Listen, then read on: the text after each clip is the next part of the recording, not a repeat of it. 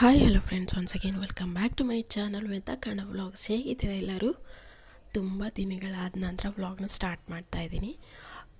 Because ನಿಮಗೆಲ್ಲ ಗೊತ್ತಿರೋ ಹಾಗೆ ನನಗೆ ಟ್ವೀನ್ ಬೇಬೀಸ್ ಇರೋದ್ರಿಂದ ಸ್ವಲ್ಪ ಲೈಫ್ ಫುಲ್ ಬ್ಯುಸಿ ಆಗಿಬಿಟ್ಟಿದೆ. ಮಕ್ಕಳು ನೋಡ್ಕೊಳ್ಳೋದ್ರಲ್ಲೇ ದಿನ ಕಳೆದು ಹೋಗ್ತಾ ಇದೆ. ಸೊ ವ್ಲಾಗ್ ಮಾಡೋದು, ಎಡಿಟ್ ಮಾಡೋದು, ವಾಯ್ಸ್ ಓವರ್ ಕೊಡೋದು, ಅದು ಮಾಡೋದು ಸ್ವಲ್ಪ ಕಷ್ಟ. ಸೊ ಅದರಿಂದ ಸ್ಟಾಪ್ ಮಾಡಿಬಿಟ್ಟಿದೆ ವ್ಲಾಗ್ ಮಾಡೋದು. ಈಗ ಮತ್ತೆ ಸ್ಟಾರ್ಟ್ ಮಾಡಿದ್ದೀನಿ. ಸೊ ಫಸ್ಟ್ ವ್ಲಾಗ್ ಬಂದ್ಬಿಟ್ಟು ಮೊಹರಮ್ ಹಬ್ಬದಿಂದ ಸ್ಟಾರ್ಟ್ ಮಾಡ್ತಾಯಿದ್ದೀನಿ, ಮತ್ತೆ ರೀಸ್ಟಾರ್ಟ್. ಸೊ ಈ ವ್ಲಾಗ್ ಬಂದ್ಬಿಟ್ಟು ಮೊಹರಮ್ ಹಬ್ಬದ ವ್ಲಾಗ್ ಆಗಿರುತ್ತೆ. ಹಬ್ಬಕ್ಕೆ ನಾವು ನಮ್ಮ ಅತ್ತೆ ಮನೆಗೆ ಹೋಗಿದ್ವಿ. ಸೊ ಅಲ್ಲಿ ನಾವು ಹಬ್ಬನ ಹೇಗೆ ಆಚರಿಸಿದ್ವಿ ಅನ್ನೋದನ್ನು ಈ ವ್ಲಾಗಲ್ಲಿ ಶೇರ್ ಮಾಡ್ತಾಯಿದ್ದೀನಿ. ಸೊ ಫ್ರೆಂಡ್ಸ್, ಬನ್ನಿ ವ್ಲಾಗ್ನ ಸ್ಟಾರ್ಟ್ ಮಾಡೋಣ. ಸ್ಟಾರ್ಟ್ ಮಾಡೋಕ್ಕೂ ಮುಂಚೆ ಯಾರಾದರೂ ಹೊಸದಾಗಿ ನನ್ನ ಚಾನಲ್ಗೆ ಹೊಸದಾಗಿ ಬಂದಿದ್ದರೆ ಪ್ಲೀಸ್ ಸಬ್ಸ್ಕ್ರೈಬ್ ಮಾಡಿಕೊಂಡು ನೋಡಿ, ಹಾಗೆ ಲೈಕ್ ಮಾಡಿ, ಶೇರ್ ಮಾಡಿ. ಮತ್ತು ಈ ವ್ಲಾಗ್ ಬಂದ್ಬಿಟ್ಟು ಮೊಹರಮ್ ಹಬ್ಬದ ಕೊನೆಯ ದಿನದ ವ್ಲಾಗ್ ಇದು, ಲಾಸ್ಟ್ ಮೊಹರಮ್ ಹಬ್ಬದ ವ್ಲಾಗ್ ಇದು.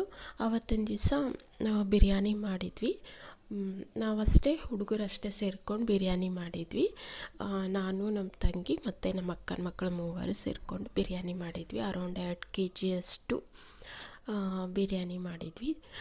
ತುಂಬ ಚೆನ್ನಾಗಾಗಿತ್ತು ಬಿರಿಯಾನಿ ಮಾತ್ರ. ಎಲ್ಲರೂ ತುಂಬ ಇಷ್ಟಪಟ್ಟರು. ತುಂಬ ಟೇಸ್ಟಿಯಾಗಿ ಆಗಿತ್ತು. ಹೊರಗಡೆ ಒಲೆ ಎಲ್ಲ ಹಚ್ಚಿಬಿಟ್ಟು ಆ ಥರ ಮಾಡಿದ್ವಿ ನಾವು ಬಿರಿಯಾನಿ.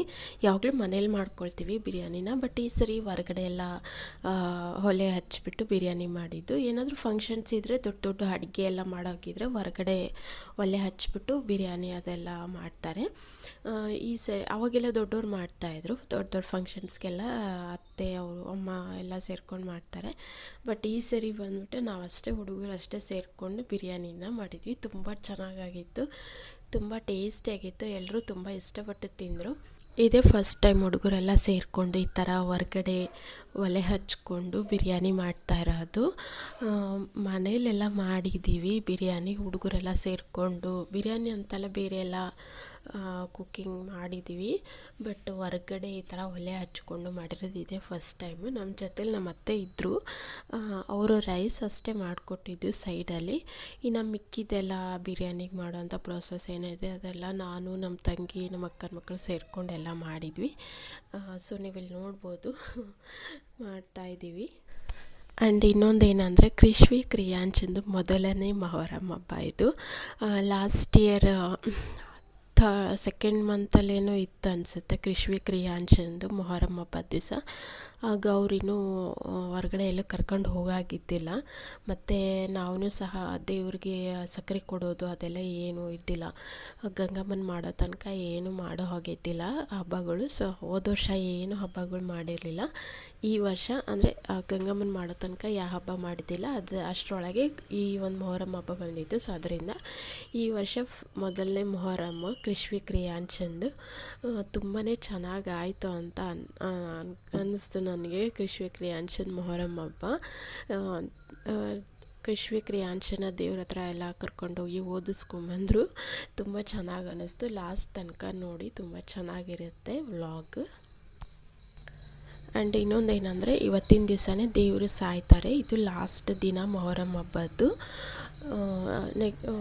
ಇನ್ನು ನಿನ್ನೆ ಮೊನ್ನೆ ಎಲ್ಲ ಫಸ್ಟ್ ಡೇ ಸಕ್ಕರೆ ಹೊತ್ಸ್ಕೊಂಬಂದಿದ್ದಾಯಿತು, ಹಾಗೆ ಬೆಂಕಿ ತುಳಿತಾರೆ ಅಂತ ಹೇಳ್ತಾರಲ್ಲ ಅದೂ ಆಯಿತು. ಇದು ಲಾಸ್ಟ್. ಇವತ್ತಿನ ದಿವಸ ದೇವ್ರು ಸಾಯ್ತಾರೆ. ಇವತ್ತು ಲಾಸ್ಟ್ ದೇವ್ರದ್ದು. ಸೊ ಅದಕ್ಕೋಸ್ಕರ ಇವತ್ತು ನಾವು ನಮ್ಮ ಅತ್ತೆ ಮನೆಗೆ ಹೋಗಿದ್ವಿ. ಅವ್ರು ಆ್ಯಕ್ಚುಲಿ ನಿನ್ನೆನೇ ಕರೆದಿದ್ರು, ನಿನ್ನೆ ಹೋಗಿರಲಿಲ್ಲ, ನೀರು ಬಂದಿರಲಿಲ್ಲ, ಅದಕ್ಕೋಸ್ಕರ ಹೋಗಿರಲಿಲ್ಲ. ನಿನ್ನೆ ಸಾಯಂಕಾಲ ಬಿಟ್ಟಿದ್ದು ನೀರು. ಸೊ ನೀರೆಲ್ಲ ಹಿಡಿದ್ಬಿಟ್ಟು ಇವತ್ತು ಬೆಳಗ್ಗೆ ಹೋಗಿದ್ದು ಅತ್ತೆ ಮನೆಗೆ ಮೊಹರಮ್ ಮಾಡಲಿಕ್ಕೆ ಅಂತ. ಅವ್ರು ನಿನ್ನೆ ಮೊನ್ನೆನೇ ಮಾಲ್ದಿ ಎಲ್ಲ ಮಾಡಿಬಿಟ್ಟು ದೇವರಿಗೆ ನೈವೇದ್ಯ ಕೊಟ್ಬಿಟ್ಟು ಬಂದಿದ್ದಾರೆ. ಇವತ್ತು ದೇವ್ರು ಸಾಯ್ತಾರಲ್ಲ, ಸೊ ನೋಡೋಣ ಅಂತ ದೇವ್ರು ಲಾಸ್ಟ್ ಡೇ ಇವತ್ತು, ದೇವ್ರು ನೋಡೋಣ ಅಂತ ಇವತ್ತು ಹೋಗಿದ್ದು. ನಿನ್ನೆ ಹೋಗಿದ್ರೆ ಚೆನ್ನಾಗಿತ್ತು, ನಿನ್ನೆ ನೀರು ಬರಲಿಲ್ಲ, ಸೊ ಅದರಿಂದ ಹೋಗೋಕ್ಕಾಗಲಿಲ್ಲ. ಇವತ್ತು ಹೋಗಿದ್ವಿ. ಹಾಗೆ ಎಲ್ಲ ಬಿರಿಯಾನಿ ಮಾಡಿಕೊಂಡು ತಿಂದು ತುಂಬ ಚೆನ್ನಾಗಿತ್ತು. ತುಂಬ ಖುಷಿ ಆಯಿತು, ಎಲ್ಲ ಸೇರಿಕೊಂಡು ಹಬ್ಬ ಮಾಡಿದ್ವಿ ಅಂತ. ತುಂಬ ಚೆನ್ನಾಗಾಯಿತು ಹಬ್ಬನೂ ಸಹ. ಆವತ್ತು ಸಡನ್ನಾಗಿ ಹೋದ ತಕ್ಷಣ ಕ್ಯಾಮ್ರಾ ಆನ್ ಮಾಡಿದೆ ಅಷ್ಟೇ, ಅಡುಗೆ ಮಾಡ್ಬೇಕಾರೆ. ಇಲ್ಲಾಂದರೆ ಮಾಡ್ತಾಯಿದ್ದಿಲ್ಲ. ನಾನು ಬಿಟ್ಬಿಡೋಣ ಅಂತಲೇ ಅಂದ್ಕೊಂಡಿದ್ದೆ ಯೂಟ್ಯೂಬ್ ಚಾನಲ್. ಸಾಕು, ಏನಂದರೆ ಇಂಪ್ರೂವ್ ಆಗ್ತಾಯಿಲ್ಲ ಅಂತೇಳಿ ಅದೊಂದು ಬೇಜಾರಿತ್ತು. ಎಲ್ಲ ಆಗಿದೆ, ನನ್ನ ಮೋನಿಟೈಸೇಷನ್ ಆಗಿದೆ, ವಾಚಿಂಗ್ ಅವರೆಲ್ಲ ಕಂಪ್ಲೀಟ್, ಎಲ್ಲ ಮುಗಿದೋಗಿದೆ. ಬಟ್ $100 ಮಾತ್ರ ಕಂಪ್ಲೀಟ್ ಆಗ್ತಾಯಿಲ್ಲ, ಅದು ಅಲ್ಲಿಗೆ ಇದೆ. ಮಧ್ಯದಲ್ಲಿ ಡೆಲಿವರಿ ಆಯಿತು, ಅದು ಟ್ವೀನ್ ಬೇಬೀಸ್ ಆಯಿತು, ತುಂಬ ಬ್ಯುಸಿ ಆಗೋದೆ.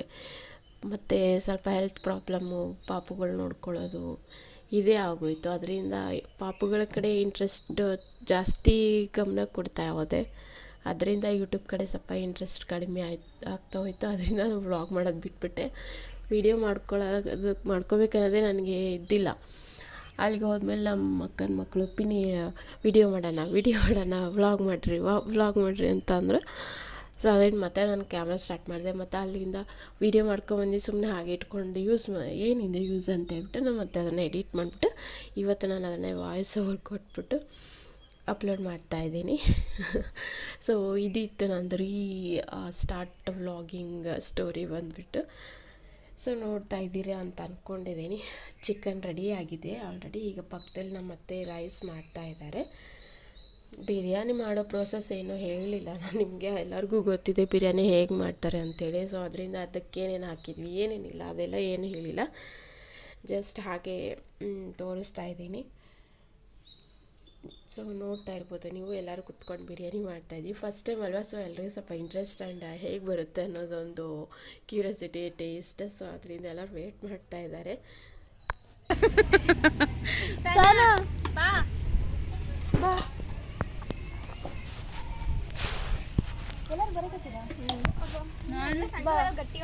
ಬರೀ ಫೋಟೋ ತಕ್ಕೊಂಡು ಓಕೆ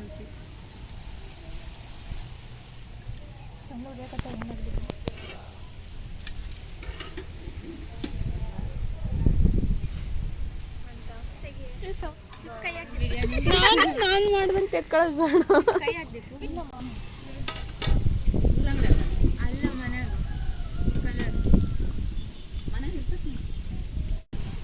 ಏನೇನು ಮಾಡ್ರಿ ಮತ್ತೆ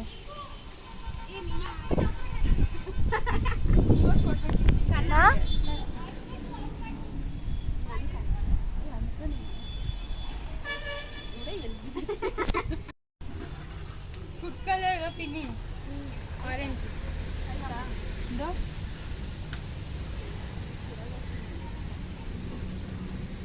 ಆರೆಂಜ್ ಕಲರ್ ಬಿಟ್ಟಲ್ಲಿ ಹೋಗೋಣ.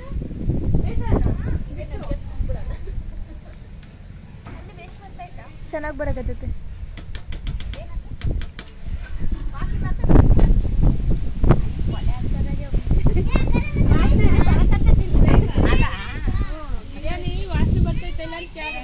ತನಮ್ಮ ಅಲ್ಲಿ ಯಾಕೆ ಒಲೆ ಹಚ್ಚಕತಿ? ಗಾಳಿ ಐತಲ್ಲ.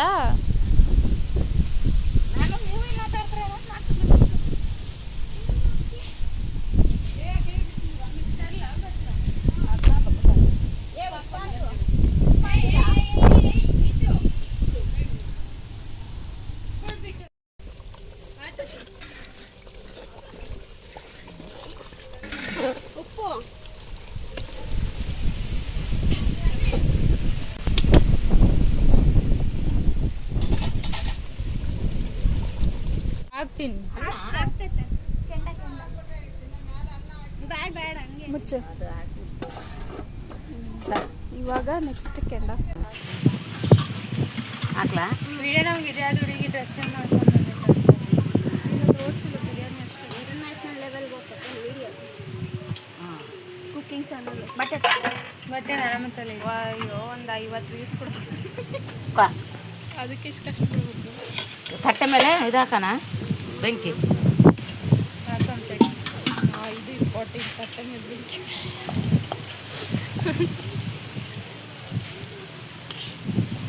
ವಾವ್, ನೋಡಿ ನಮ್ಮ ಬಿರಿಯಾನಿ. ಮುಚ್ಚಲಾ? ಹಾಂ ಮುಚ್ಚಲೇನಾದ್ರು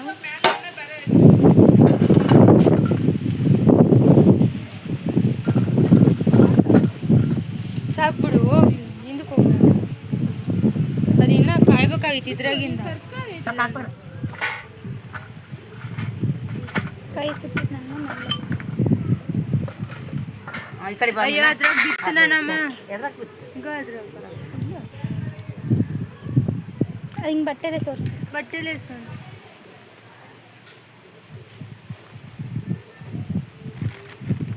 ಇದು ಸ್ವಲ್ಪ ಊದಿ ಬಿಟ್ಬಿಡ್ರಿ ಒಂದು 10 ನಿಮಿಷ. ಆಯ್ತಂತ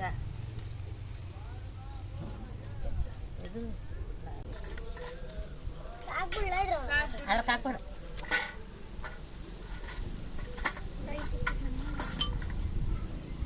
ಸೊ ನೋಡಿದ್ರಲ್ಲ, ಬಿರಿಯಾನಿ ರೆಡಿ ಆಯಿತು. ಸೂಪರಾಗಿದೆ ಬಿರಿಯಾನಿ, ತುಂಬ ಟೇಸ್ಟಿಯಾಗಿ ಬಂದಿತ್ತು, ತುಂಬ ಚೆನ್ನಾಗಿತ್ತು ಬಿರಿಯಾನಿ. ಸೊ ಎಲ್ಲರೂ ಬಿರಿಯಾನಿ ತಿಂದಿದ್ದಾದಮೇಲೆ ಹುಡುಗರು ಊರಲ್ಲಿ ತಪ್ಪಡಿ ಬರೆಸ್ತಾರಲ್ಲ, ಸೊ ಆ ಥರ ಬಂದಿದ್ದರು. ಕ್ರೀಶ್ವಿ ಕ್ರಿಯಾಂಚಿಗೆ ತೋರಿಸ್ತಾ ಇದ್ವಿ ತಪ್ಪಡಿ ಬರ್ಸೋದು. ಸೊ ನೀವಿಲ್ಲಿ ನೋಡ್ಬೋದು.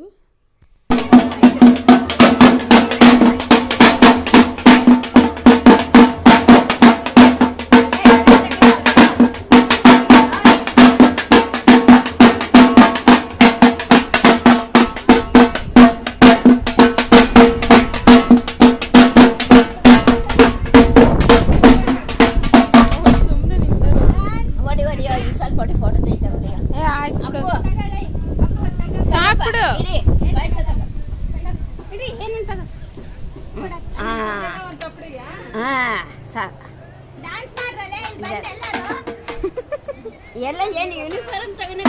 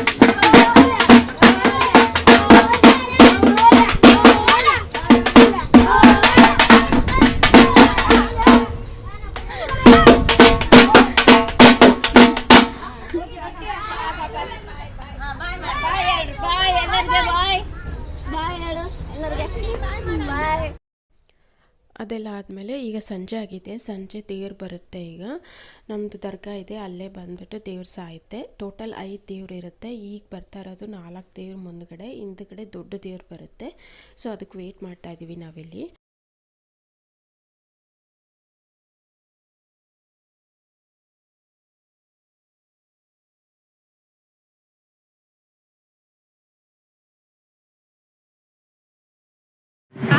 ಮಾಡಿದೆ ಆಲ್ರೆಡಿ, ಎಷ್ಟೆಲ್ಲ ಅದು ಮಾಡಬೇಡ, ಮಾಡಬೇಡ, ಬೇಸ್ ಬರಲ್ಲ.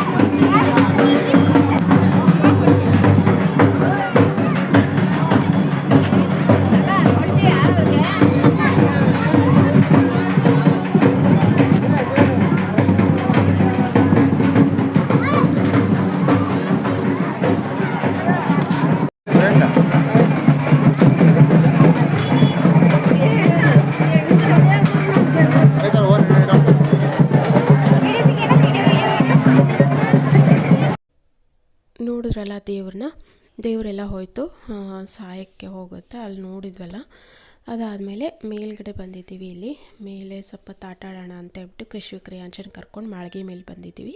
ಮೇಲಿಂದ ಕಾಣಿಸುತ್ತೆ ದೇವರು, ನಮ್ಮ ದರ್ಗಾ ಹತ್ರನೇ ಹಿಂದ್ಗಡೆ ಹೋಗುತ್ತೆ, ಅಲ್ಲಿ ಹೋಗ್ಬಿಟ್ಟು ಸಾಯ್ತವೆ. ಸೊ ಅಲ್ಲಿ ನೋಡೋಣ ಅಂತ ನಿಂತಿದ್ವಿ. ಅಷ್ಟು ಸರಿಯಾಗಿ ಕಾಣಿಸ್ತಿರ್ಲಿಲ್ಲ. ಸೊ ಅಪ್ಪುಗಳಿದ್ದು ಪಾಪುಗಳನ್ನ ಇಬ್ಬರನ್ನ ಆಡಿಸ್ಕೊತಾ ಇಲ್ಲಿ ಕೂತ್ಕೊಂಡಿದ್ವಿ. ಹಾಗೆ ಒಬ್ಬರು ತಪ್ಪಡಿ ಕೊಟ್ಟು ಹೋಗಿದ್ರು, ಅದನ್ನೇ ಅಲ್ಲಿ ಹೊಡ್ಕೊಂಡು ಡ್ಯಾನ್ಸ್ ಮಾಡಿಕೊಂಡು ಮೇಲೆ ಮಾಳಿಗೆ ಮೇಲೆ ಇದ್ವಿ. ಸೊ ಫ್ರೆಂಡ್ಸ್, ಈ ವ್ಲಾಗ್ನ ಇಲ್ಲಿಗೆ ಎಂಡ್ ಮಾಡ್ತಾಯಿದ್ದೀನಿ. ನೋಡಿದ್ರಲ್ಲ ಇವತ್ತಿನ ಬ್ಲಾಗ್ನ, ಮೊಹರಂ ವ್ಲಾಗ್ನ. ಐ ಹೋಪ್ ನಿಮಗೆ ಇಷ್ಟ ಆಗಿರ್ಬೋದು ಅಂತ ಅಂದ್ಕೊಂಡಿದ್ದೀನಿ. ಇಷ್ಟ ಆದರೆ ತಾವಿಟ್ಟು ಸಬ್ಸ್ಕ್ರೈಬ್ ಮಾಡ್ಕೊಂಡು ನೋಡಿ, ಹಾಗೆ ಲೈಕ್ ಮಾಡಿ, ಶೇರ್ ಮಾಡಿ ಮತ್ತು ಕಾಮೆಂಟ್ಸ್ ಮಾಡಿ. ಮತ್ತೆ ಸಿಗ್ತೀನಿ ಹೊಸ ದಿನದ ಹೊಸ ವ್ಲಾಗಿನೊಂದಿಗೆ. ಅಲ್ಲಿವರೆಗೂ ಟೇಕ್ ಕೇರ್, ಬಾಯ್.